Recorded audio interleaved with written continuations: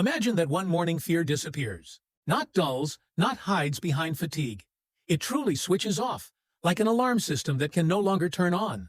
Fear is not a weak personality trait, it is a built-in safety system. It warns us about danger before we have time to think everything through. The heart speeds up, the body tenses, attention narrows. The brain prepares us either to run or to fight.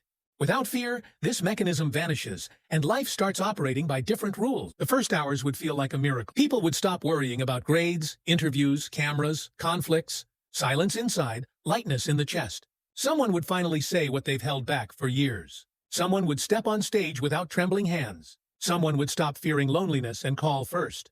Social media would become bolder, voices more direct, eyes more open. But within a day, strange consequences would appear. Fear isn't only about monsters in the dark. It's also about speed on the road, height without a harness, an unfamiliar neighborhood at night, the suspicious smell of gas, the tone of someone who speaks too sweetly.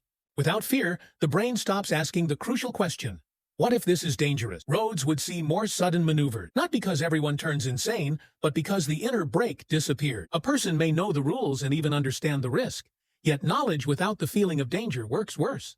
We often choose safety, not because we calculated everything to the end, but because it feels unpleasant even to imagine the consequences. In nature, fear acts like an invisible fence. It keeps us away from the edge of a cliff. It makes us avoid water with a strong current.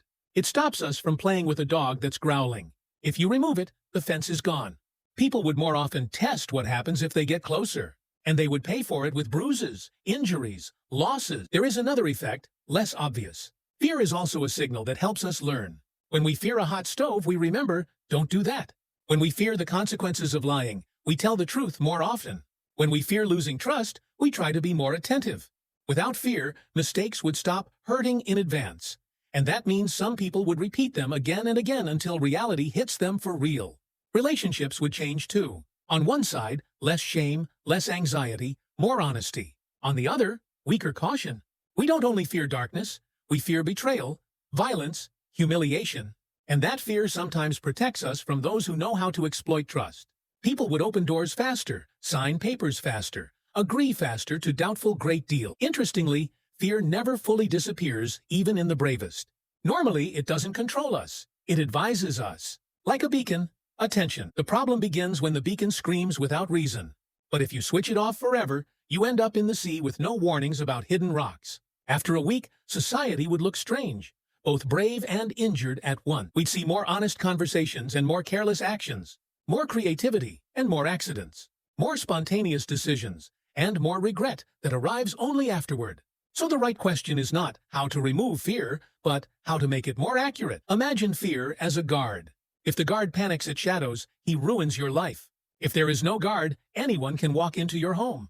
The best version is a guard who is calm, observant, and speaks quietly, but on time. And then we get what we truly want. Not a life without fear, but a life where fear doesn't rule us. Where it isn't a prison, but a seatbelt. Not panic, but a warning. Not a scream of run, but a clear, be careful.